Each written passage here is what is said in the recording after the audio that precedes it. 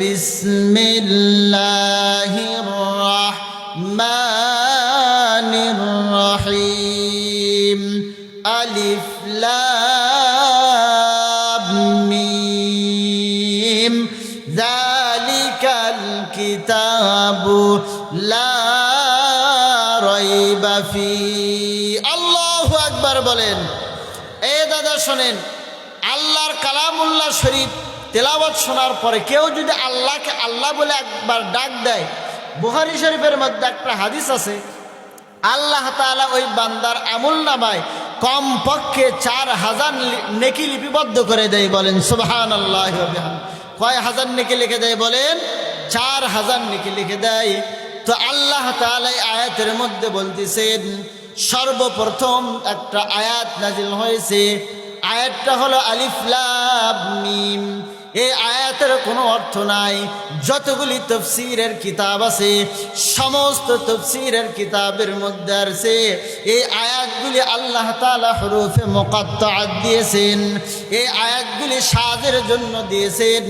এই আয়াতের কোনো অর্থ নাই। বলেন সুবহানাল্লাহ। এই আয়াতের কোনো অর্থ নাই, এই আয়াতের কোনো অর্থ হয় না। পরবর্তীতে আল্লাহ তাআলা আল্লাহর কিতাবের পরিচয় তার কিতাবের মধ্যে তুলে ধরছেন, যালিকাল কিতাবু লা রাইবা ফি। আল্লাহু আকবার বলেন। এই কালামুল্লাহ শরীফ কার? বলেন সবাই বলেন, এই কালাম কার? আমাদের ধর্মের নাম কি? বলেন আমাদের কিতাবের নাম কি? কোরআনুল কারীম। সম্মানিত হাজিরিন, এই আয়াতের মধ্যে আল্লাহ তাআলা বলতেছেন, দুনিয়ার মানুষ সকল জেনে নাও, শুনে নাও, আমার এই কিতাবের মধ্যে ভুল তো দূরের কথা, সন্দেহের কোনো অবকাশ নাই। বলেন সুবহানাল্লাহ। अगर गीती सदा सरबदगी राद चिरागे मुकबिला हरगिज़ न मीराद, चिरागे मुकबिला हरगिज़ न मीराद। जोरे बोलें सुबहानाल्लाह। তাহলে আল্লাহর এই কিতাবের মধ্যে ভুল তো দূরের কথা, সন্দেহের কোনো অবকাশ নাই।